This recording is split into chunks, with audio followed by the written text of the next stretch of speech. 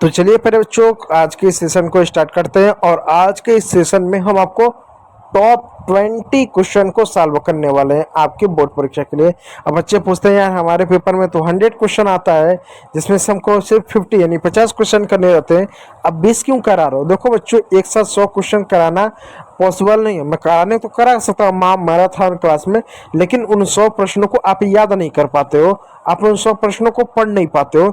इसलिए 20-20 प्रश्न करके हम 5 भाग में इस क्लास को हम आपको समाप्त करेंगे, इस प्रश्न को सॉल्व करेंगे, जिसमें से ये हमारा जो पार्ट 2 है, जिसमें आपको प्राचीन इतिहास नहीं बल्कि मध्यकालीन इतिहास से आपके टॉप 20 क्वेश्चन आपको मिलेंगे जो आपके बोर्ड पेपर में पूछे जरूर जाएंगे। इसलिए इन प्रश्नों को जरूर पढ़ के जाइएगा और इससे आपको पता चलेगा कि मध्यकालीन जो आपको मिडिवल हिस्ट्री है उससे आपके कितने क्वेश्चन तैयार है, आप कितने पानी हो, क्योंकि पढ़ाई से ज़्यादा टेस्ट भी ज़रूरी है।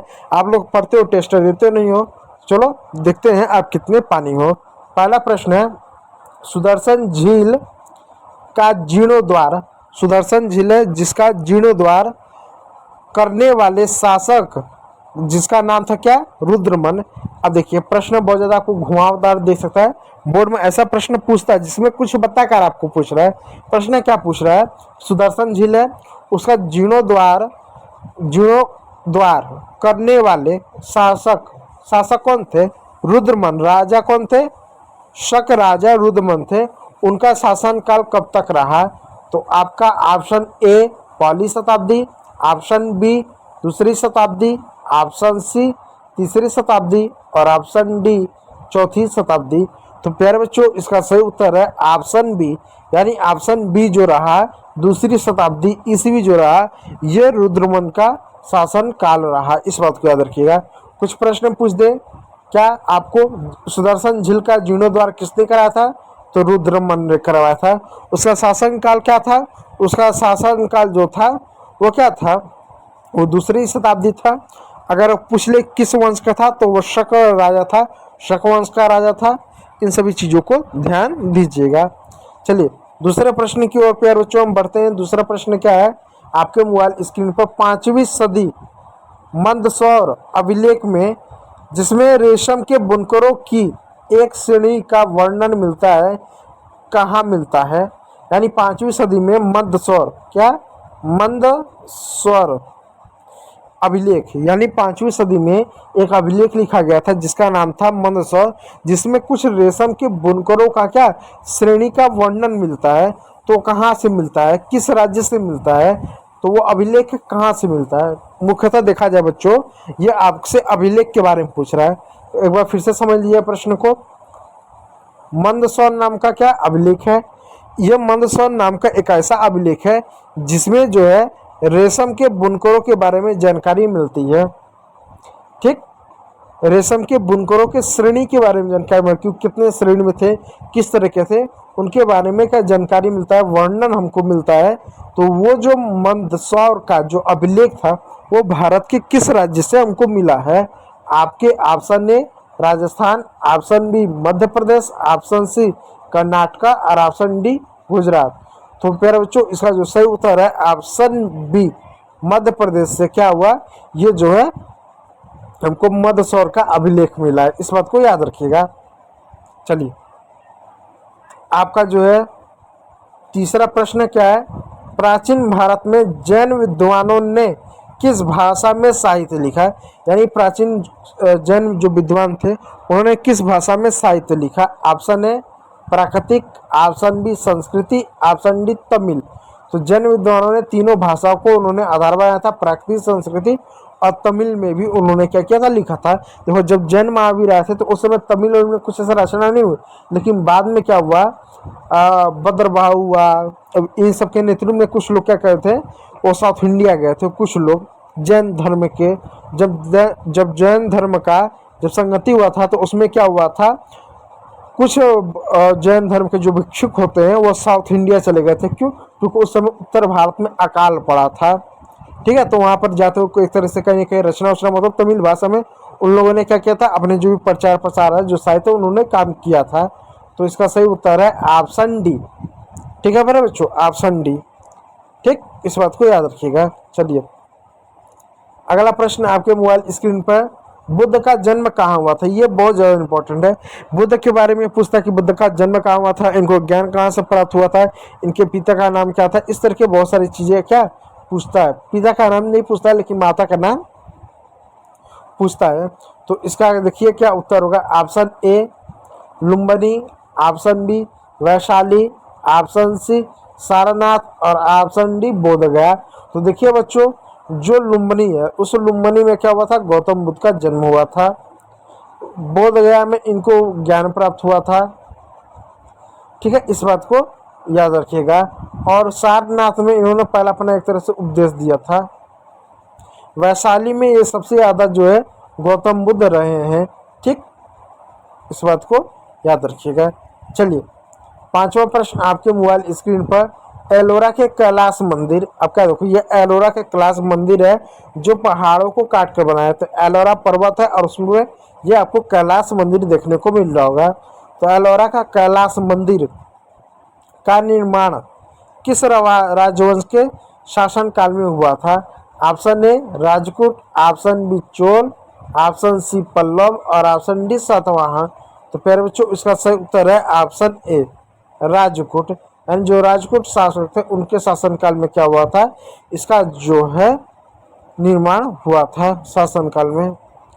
अगला प्रश्न है आपका, जैन धर्म के प्रथम तीर्थंकर कौन थे? जैन धर्म में क्या टोटल 24 तीर्थंकर हुए थे।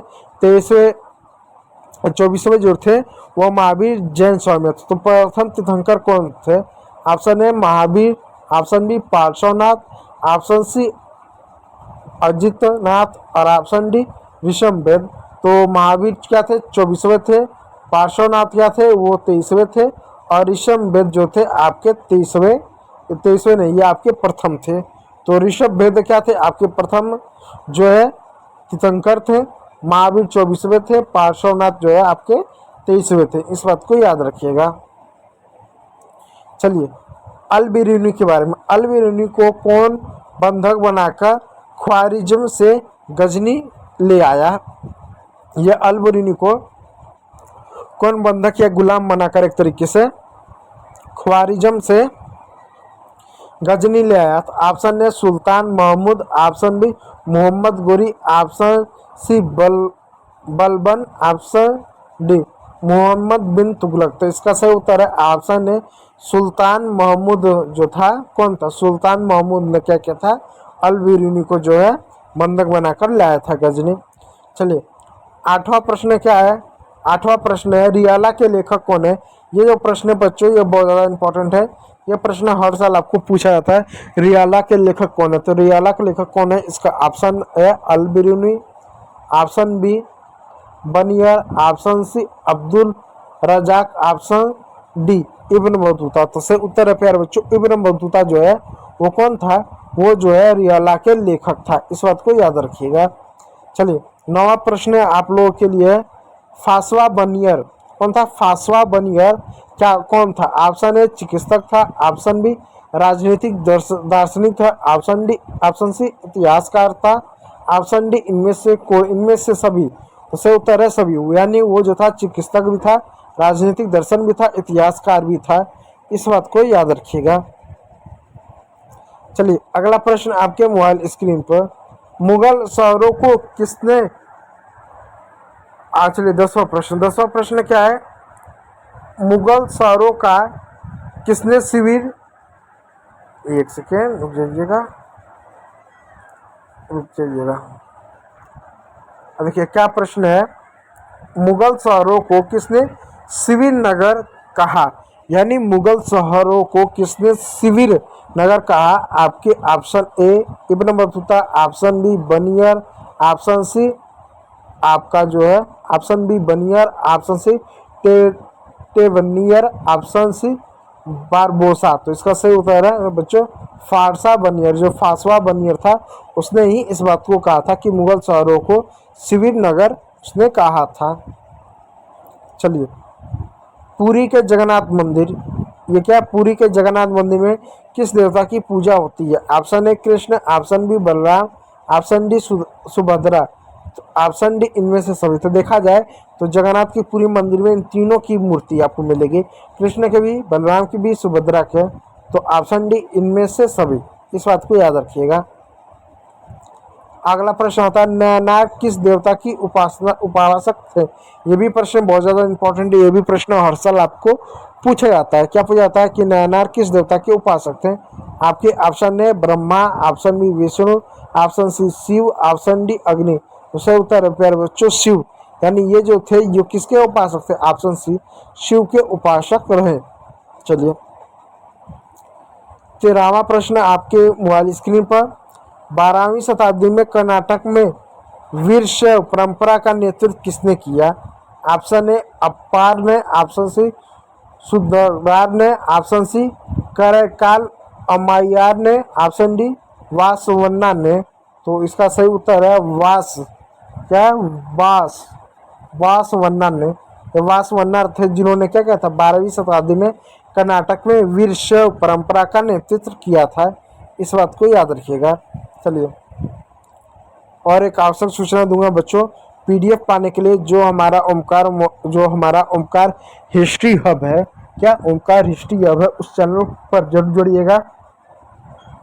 टेलीग्राम चैनल जो है हमारा उसको जरूर ज्वाइन कर लीजिएगा, क्योंकि वहाँ पर ही आपको क्या मिलेंगे, आपको सारे पीपीटी और पीडीएफ आपको मिलेंगे, जिससे आप इनको पढ़ने में आसानी होगा। ठीक है, चलिए 14वां प्रश्न क्या है।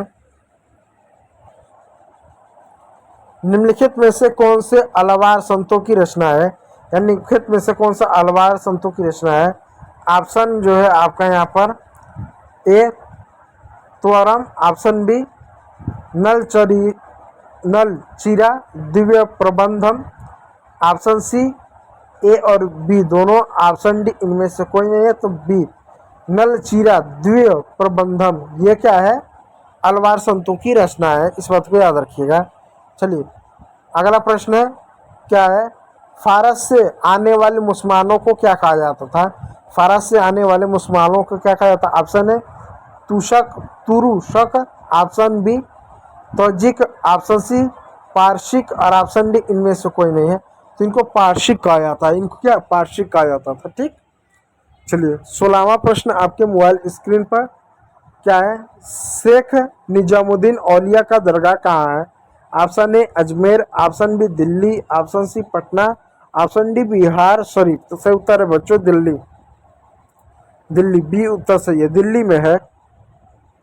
चलिए 17वां प्रश्न क्या है, आदि ग्रंथ साहिब का संकलन किसने किया। ऑप्शन ए गुरु नानक ने, ऑप्शन बी गुरु गोविंद सिंह ने, ऑप्शन सी गुरु तेग बहादुर ने, ऑप्शन डी गुरु अर्जुन देव ने। तो इसका सही उत्तर है गुरु अर्जुन देव ने आदि ग्रंथ साहिब का संकलन किया था। इन्होंने संकलन किया था, संकलन शब्द को याद रखिएगा। ठीक है, चलिए अगला प्रश्न है आपके सामने जो है, वीरशैव परंपरा के वचन किस भाषा में रचित है, यानी वचन यानी उनके कथन, उनके वाक्य किस भाषा में रचित है। Option A Tamil, option B Kannada, option C Telugu, option D Marathi. तो ऑप्शन बी क्या कन्नड़ में रचित है, इस बात को याद रखिएगा। अगला प्रश्न है, कबीर से संबंधित दोहे किस पुस्तक में संकलित किए गए हैं। आपके ऑप्शन बीजक, ऑप्शन बी कबीर ग्रंथावली, ऑप्शन सी आदि ग्रंथ साहिब और ऑप्शन डी इनमें से सभी। तो ऑप्शन डी क्या, ऑप्शन डी इनमें से सभी, क्योंकि ऑप्शन डी में क्या किया गया था, संकलित किया गया, इस बात को याद रखिएगा। चलिए अगला प्रश्न 20, सिख गुरुओं के अलावा किन किन संतों की वाणी आदि ग्रंथ साहिब में संकलित है। Option A Baba Farid, option B Ravidas, option C Kabir और ऑप्शन डी इनमें से सभी। तो चलिए इनमें से सभी जो है इसका सही उत्तर है क्या, सिख गुरुओं के अलावा किन संतों की वाणी आदि ग्रंथ साहिब में संकलित है। तो बाबा फरीद हुआ, रविदास हुआ, कबीर हुआ, इनमें से सभी इसका सही उत्तर है। किसमें संकलित है आप देख लीजिएगा, किसमें, जो है आपका ग्रंथ कौन सा है? आदि ग्रंथ साहिब, आदि